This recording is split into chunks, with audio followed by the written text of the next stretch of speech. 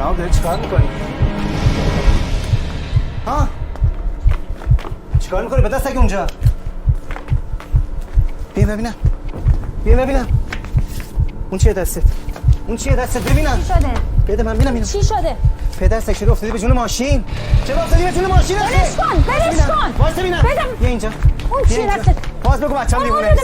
باز بگو بچه‌م. ما گاهی از اوقات ارزون خرج می‌کنیم، داده‌های خودمون رو ارزون خرج می‌کنیم، نگه داریم این بچه در خاطرش بمونه پدرم یک بار داد زد در عمره و اون یک بار مسیر زندگی من رو تغییر داد.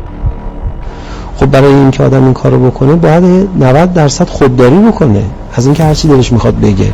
راحت ما فضا رو تخریب می‌کنیم. تو این فضا امنیت روانی رو از بین میبریم، تو این فضا روحیه بچه رو رعایت نمی‌کنیم. ما به جای اینکه افراد رو تربیت کنیم به صورت مستقیم، بگیم خوب باش بد نباش، ما به جای این کار بیایم چیکار کنیم؟ رفتار خودمون رو با افراد درست کنیم. من اگر تو فکر این باشم که رفتار خودم با فرزندم، با حتی شاگردانم سر کلاس درست باشه، نه حتی به این قصد که بخوام رو اونا تأثیر گذار باشم. می‌بینید بچه چقدر تأثیر خواهد پذیرفت. پدر و مادر حساب این رو بکنن، هر رفتاری با این کودک بکنن خدا روز قیامت ازشون سوال خواهد کرد. چون خیلی از پدر مادرها خودمونی بگم خودشونو مالک بچه‌ها میدونن. مخش عیب داره. اگه هر چه زودتر بهش نرسید چند وقتی که به جای مدرسه باید بفرستینش دارالمجانین. دارالمجانین؟ شما فکر میکنین چون سنتون از من بیشتره هر چی به دهنتون میاد باید بگین؟ نوه خودمه، به تو چه مربوطه؟ مثل اینکه من مادرشم. مادرشی که بلد نیستی بهش برسی؟ خوبه که مالک بچه‌ها میدونن، صاحب اختیار بچه‌ها میدونن. خب برای پدر و مادر یک ولایتی خدا قرار داده، احترام و اطاعت اینا همه چی به جای خودش، ولی ما آزاد نیستیم هر موقع هر کلمه‌ای که ته دلمون بود خوب یا بد به بچه بگیم. کمی تا قسمتی باید مثل یک غریبه با بچه خودمون برخورد بکنیم، انگار بچه دیگریه و پدر مادرش وایسادن میخوان ما چجوری باش رفتار کنیم. اینجا هم باید بر خودمون یه حریمی قائل بشیم، حریم‌های متعددی. وقتی که بچه میبینه من مراقبم در برخورد با او از انصاف خارج نشم، با حسن ظن برخورد کنم، وقتی که خیلی از دقت‌ها رو در رفتار من میبینه، این فضایی است که من برای او ساختم. تو این فضا بچه خوب رشد میکنه. وقتی میبینه من امنیت بهش میدم، امیرالمومنین میفرماید که در ارتباط با جوانهای خودتون تغافل بکنید نسبت به خطاهاشون. تغافل خودتو به ندیدن بزن. پدر مادری که سعی میکنن مچ بچه رو بگیرن، این چه فضایی برای بچه درست میکنه؟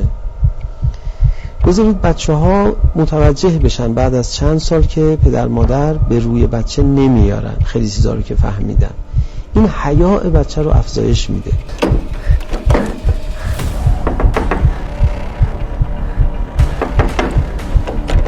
شهاب در باز کن،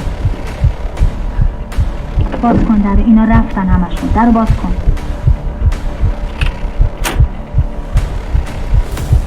بیا بیرون.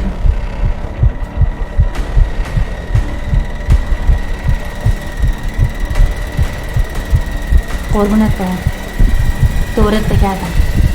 میدونم میخوای از من دفاع کنی، اما اگر اون آجر میخواد تو سر مادر بزرگ مرد، ما الان چی کار میکردیم ها؟ به خودت نمیگی داری کار خطرناک میکنی؟